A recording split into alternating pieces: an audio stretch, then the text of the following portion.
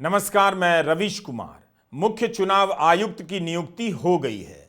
ज्ञानेश कुमार राजीव कुमार की जगह ले चुके हैं। ज्ञानेश कुमार की नियुक्ति को लेकर नियुक्ति समिति की बैठक में पहली बार राहुल गांधी नेता प्रतिपक्ष की हैसियत से शामिल हुए, लेकिन उन्होंने ज्ञानेश कुमार की नियुक्ति और समिति की प्रक्रिया का विरोध किया है। राहुल गांधी ने 18 फरवरी की दोपहर अपनी असहमति को ट्विटर पर ही सबके लिए साझा कर दिया, जिससे अब पता चल सकता है कि उनके विरोध का आधार क्या था।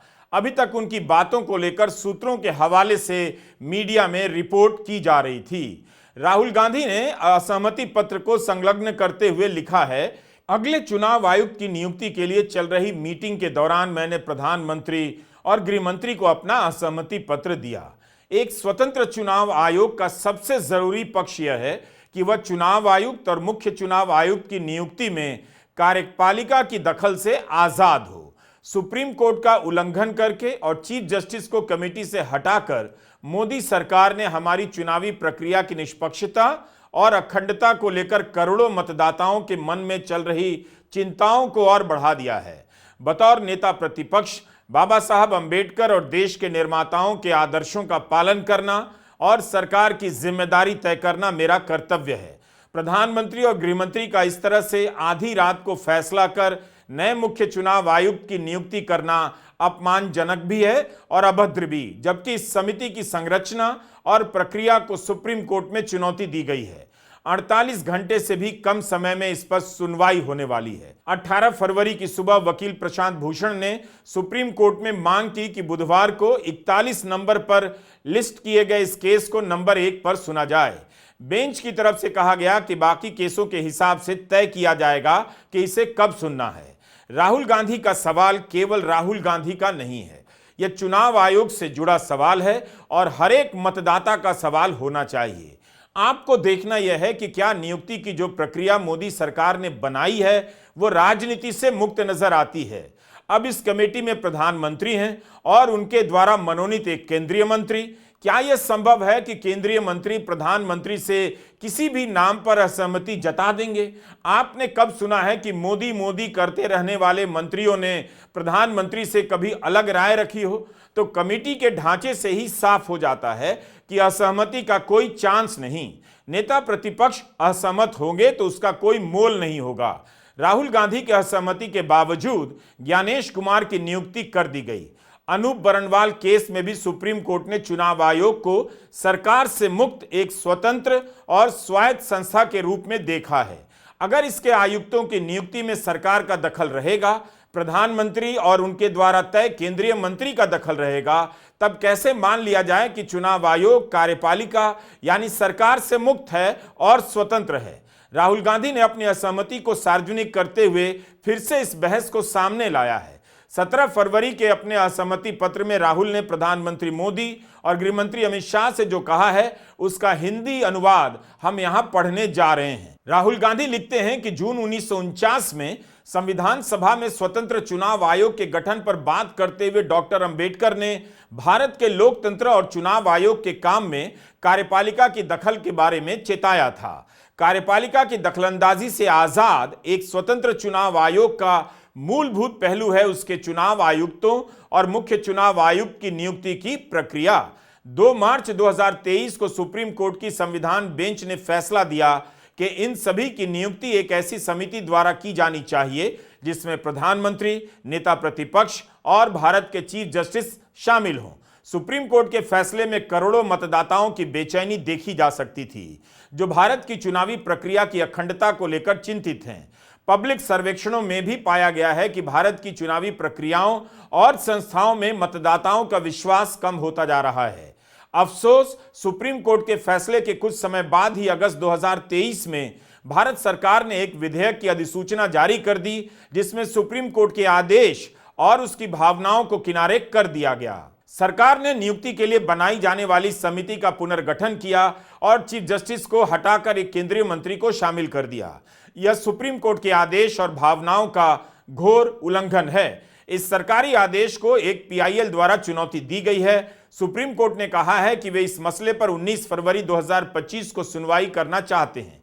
मीटिंग की शाम यह सुनवाई 48 घंटे से भी कम समय में होने वाली थी, इसलिए कांग्रेस पार्टी का मानना है कि अगले मुख्य चुनाव आयुक्त की नियुक्ति को सुप्रीम कोर्ट की सुनवाई तक टाला जाए और यह मीटिंग बाद में रखी जाए। जिस समय इस समिति की संरचना और अगले मुख्य चुनाव आयुक्त की नियुक्ति की प्रक्रिया को सुप्रीम कोर्ट में चुनौती मिली हुई है और उस पर सुनवाई होने वाली है, उस समय इस समिति का नियुक्ति की प्रक्रिया के साथ आगे बढ़ना इस देश के संस्थानों और निर्माताओं के प्रति अपमानजनक और अभद्र होगा। ज्ञानेश कुमार की नियुक्ति पर केवल सरकार की मुहर है। उनका चुनाव प्रधानमंत्री मोदी और गृहमंत्री अमित शाह की पसंद के आधार पर किया गया।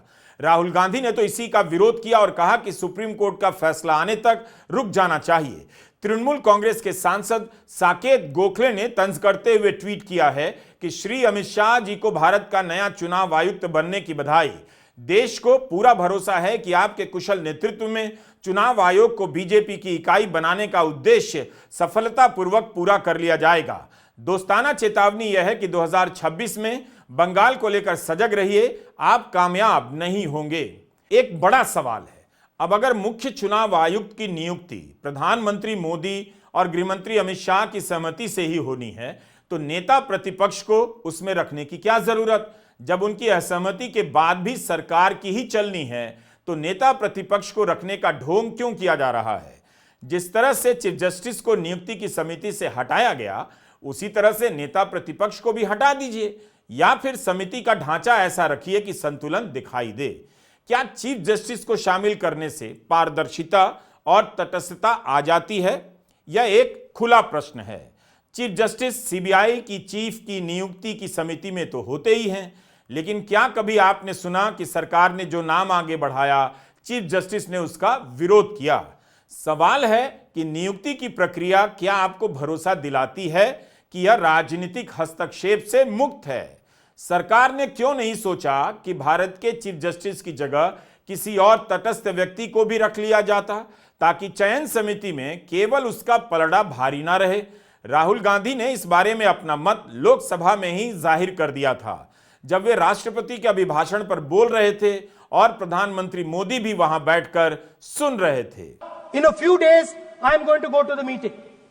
I am going to go to the meeting. There's going to be Mr. Amit Shah and Mr. Modi ji, and there's going to be me, 2-1. Why am I even going to the meeting? What is the purpose of me going to the meeting? I am only going to the meeting to certify what Modi ji and Amit Shah ji are going to say, right? Whereas if the Chief Justice was there could be a discussion. Chief Justice and leader of opposition could say, no, we don't agree. So, there seems to be a calculated strategy. इसके पहले जब chief justice चयन समिति के सदस्य नहीं थे, तब राष्ट्रपति के द्वारा प्रधानमंत्री और मंत्री परिषद के सुझाव पर चुनाव आयुक्तों की नियुक्ति की जाती थी। उस प्रक्रिया से अच्छे चुनाव आयुक्त भी मिले और औसत भी। जेएम लिंगदो और टीएन शेषन उसी प्रक्रिया से आए, लेकिन निश्चित रूप से वह व्यवस्था सही नहीं थी। चुनाव आयुक्त की नियुक्ति पर सरकार का नियंत्रण हो ही जाता था, तभी तो सुप्रीम कोर्ट ने उसे जारी नहीं रखा। लेकिन मोदी सरकार ने जो सिस्टम बनाया, उसमें भी सरकार का ही पलड़ा भारी है। तब फिर सुप्रीम कोर्ट की सुनवाई और फैसले से क्या बदला? अमेरिका में जब संवैधानिक और सार्वजनिक महत्व की संस्थाओं पर नियुक्ति होती है, तो उनका बाकायदा कांग्रेस यानी वहां की संसद में इंटरव्यू होता है, सबके सामने सुनवाई चलती है, उनसे सवाल जवाब होते हैं। उस पूरी प्रक्रिया को वहां की जनता देखती है, प्रेस में छपता है कि किस आधार पर विरोध हुआ और अपने बचाव में उम्मीदवार ने क्या जवाब दिया। भारत में यह सब पता भी नहीं चलता। मोदी सरकार चुनाव आयुक्त की नियुक्ति को लेकर क्या कर सकती है, इसे समझने के लिए आप केवल उस समय की टिप्पणियों को उठाकर देख लीजिए जब सुप्रीम कोर्ट में अरुण गोयल के चुनाव आयुक्त बनाने को लेकर चुनौती दी गई थी। केवल इस एक मामले में नहीं, बल्कि किस तरह से ईडी के निदेशक को कई साल से सेवा विस्तार दिया जाता रहा, तब उस मामले में सुप्रीम कोर्ट ने क्या क्या नहीं कहा था। इसके बाद आपको यह समझने के लिए बहुत मेहनत नहीं करनी पड़ेगी कि सरकार इन संस्थाओं को अपने नियंत्रण में रखना चाहती है या इन्हें स्वतंत्र रूप से काम करने की छूट देना चाहती है।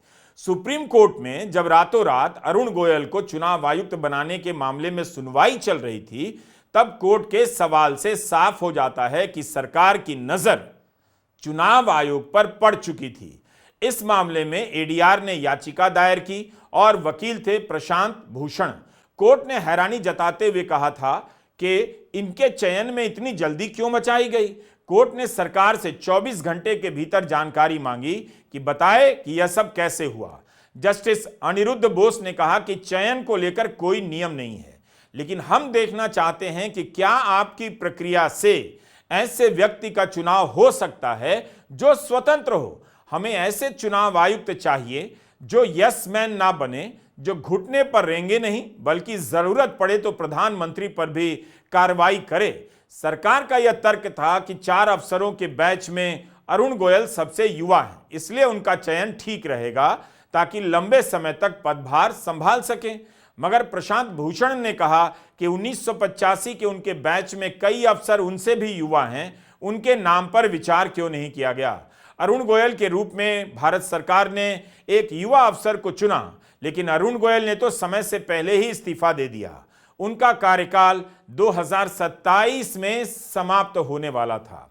तो जनवरी 2015 में अनूप बरनवाल ने चुनाव आयुक्तों की नियुक्ति की प्रक्रिया को लेकर एक जनहित याचिका दायर की। इसमें कहा गया कि कार्यपालिका के पास नियुक्ति की ताकत होने से इसकी स्वायत्तता पर असर पड़ता है। अनुच्छेद 324 के अनुसार मुख्य चुनाव आयुक्त की नियुक्ति राष्ट्रपति द्वारा की जाएगी, लेकिन यह संसद के कानून के तहत होगा। जब तक यह कानून नहीं था तब तक प्रधानमंत्री और मंत्रिपरिषद के सुझाव पर नियुक्ति होती थी। जाहिर है इससे भी स्वायत्तता नहीं बन पा रही थी। 2015 से 22 के बीच सुप्रीम कोर्ट में कई याचिकाएं दाखिल हुई। कहा गया कि चुनाव आयुक्तों की नियुक्ति के मामले में केंद्र सरकार के पास विशेष अधिकार हैं जो कि नहीं होने चाहिए।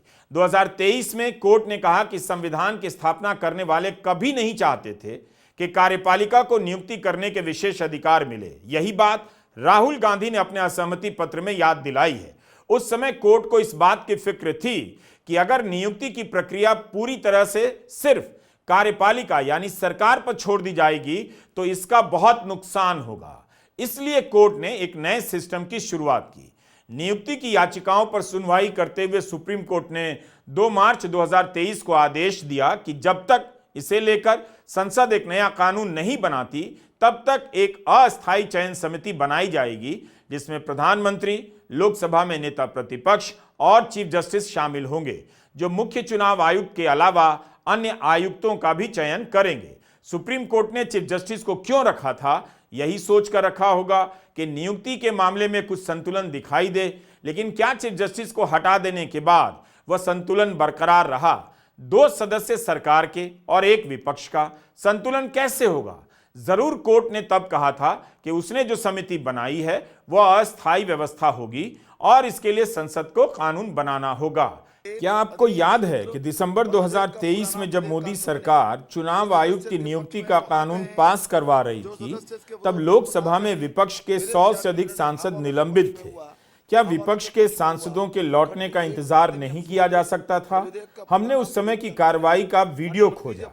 इस वीडियो में हाँ कहते वक्त सत्ता पक्ष की तरफ कैमरा जाता है और जब ना की तरफ स्पीकर देखते हैं तो कैमरा विपक्ष की तरफ नहीं जाता, सत्ता पक्ष की तरफ ही रह जाता है। अगर विपक्ष की तरफ जाता तब आप देख सकते थे कि विपक्ष के कितने सांसद सदन में है और विपक्ष की बेंच कितनी खाली है। जब स्पीकर विधेयक के पक्ष में हाँ कहते हैं तो आवाज सुनाई देती है, जब विधेयक के पक्ष में ना कहते हैं तो ना की आवाज नहीं आती। और विधेयक का पूरा नाम विधेयक का अंग बने।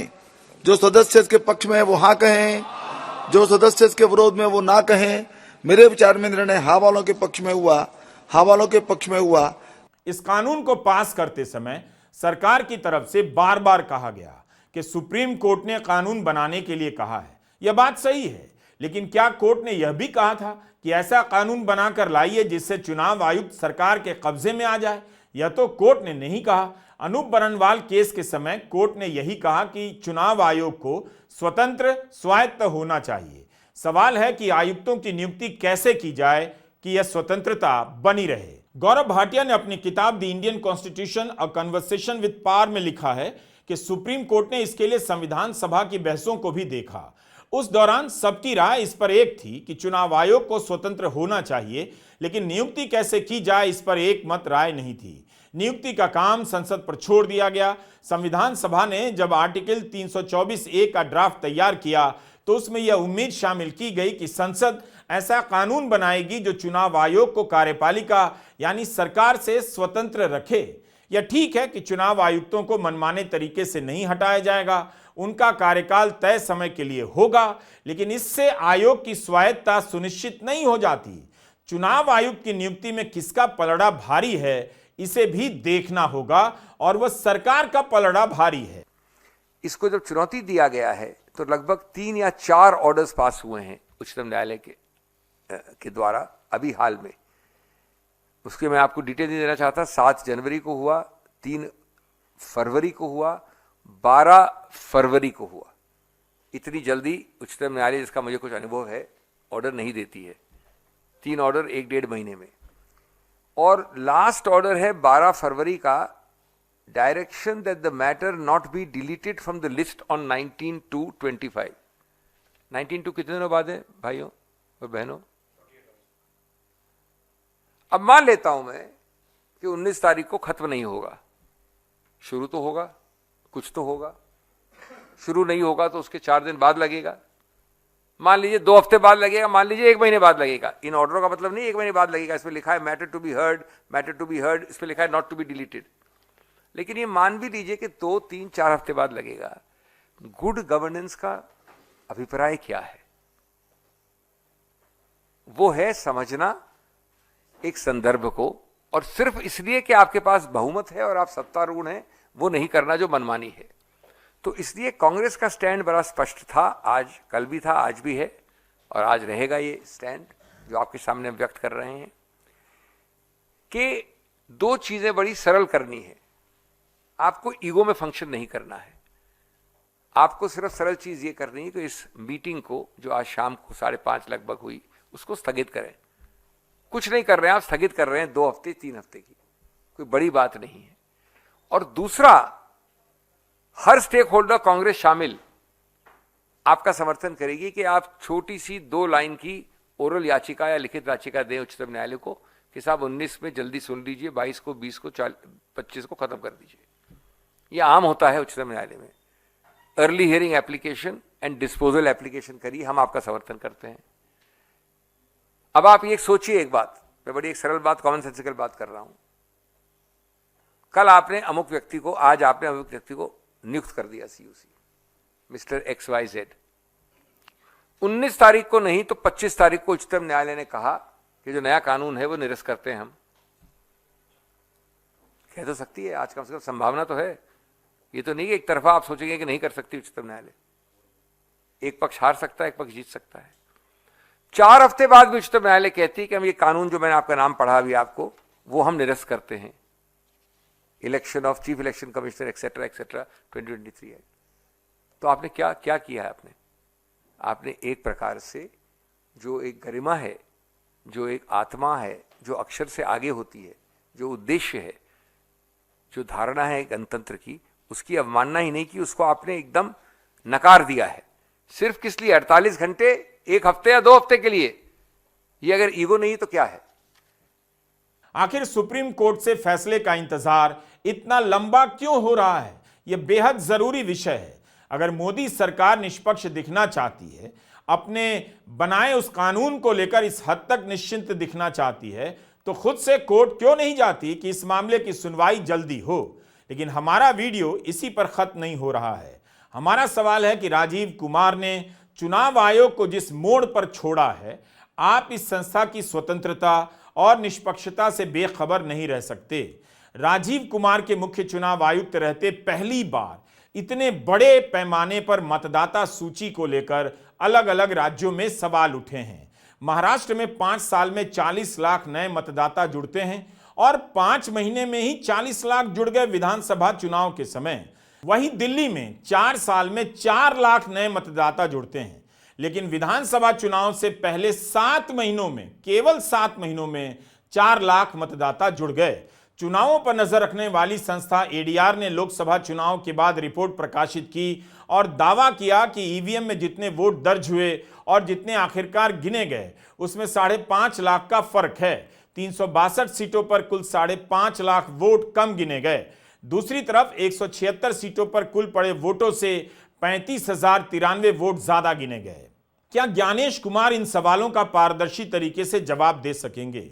दिल्ली चुनाव के समय आम आदमी पार्टी ने आरोप लगाया था कि बीजेपी के मंत्रियों के सरकारी घरों के पते से 30-40 मतदाताओं के नाम मतदाता सूची में जोड़ने के लिए आवेदन दिए गए। क्या ज्ञानेश कुमार बताएंगे कि यह शिकायत सही थी और कौन यह फर्जीवाड़ा कर रहा था? उसके खिलाफ चुनाव आयोग ने अभी तक क्या कार्रवाई की है? इन सवालों का जवाब ही तय करेगा कि ज्ञानेश कुमार के कार्यकाल में चुनाव आयोग राजीव कुमार की विरासत को जारी रखेगा या उनसे अलग रास्ता अपनाएगा।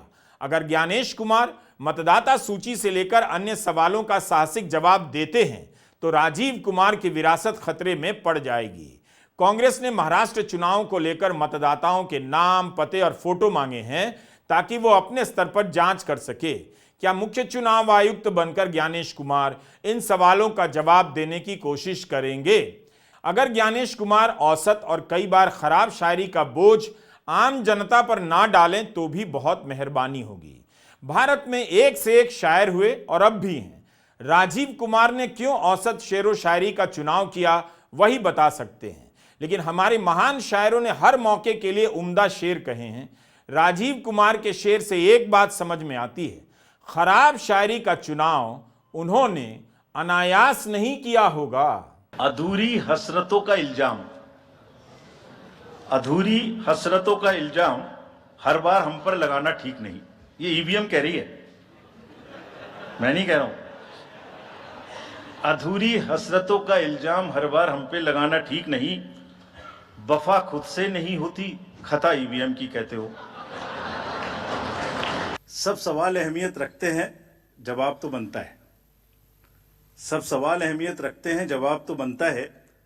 आदतन कलम बंद जवाब देते रहे, आज रूबरू भी बनता है। क्या पता कल हम हो ना हो, आज जवाब तो बनता है। आज जवाब तो बनता है। गुलशन की खूबसूरती फूलों से है, माली की बात कौन करता है। गुलशन की खूबसूरती फूलों से है, माली की बात कौन करता है। लोकतंत्र में जीत हार जरूरी है, मगर तुम्हारी बात कौन करता है। आरोपों और इल्जामात का दौर चले, कोई गिला नहीं।